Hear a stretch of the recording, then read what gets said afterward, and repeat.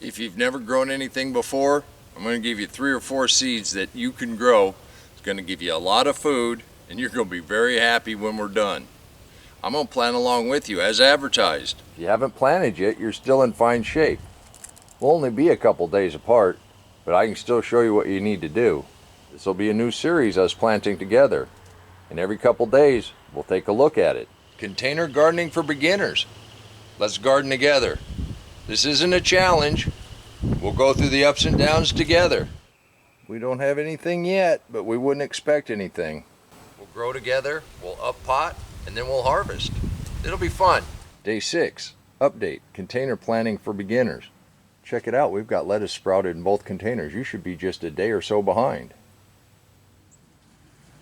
Day 7, come garden with me. The radishes and the lettuce are definitely up in the big container. The lettuces are up in the little container. We still haven't seen the tomatoes yet, but I wouldn't really expect to see them yet. Come plant with me, day 8. And you can really see the radishes and the lettuce came up really well. The tomatoes haven't germinated yet. In the small container where all we planted was lettuce, they're coming up nicely. The sweet potatoes, I told you I had to up pot some sweet potatoes. It's gonna freeze tonight. Everything has to come back inside. All of our collards and cabbages that we up potted, they're doing pretty well. The peas are ready to go in, but I got 2 nights of freezing weather ahead of me. So we're gonna drag everything back in the house. That's extreme gardening. I hope you're gardening with me.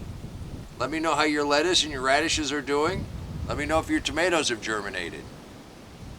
You can do this too. Until next time, remember, take care of yourself, take care of your family, and God bless you.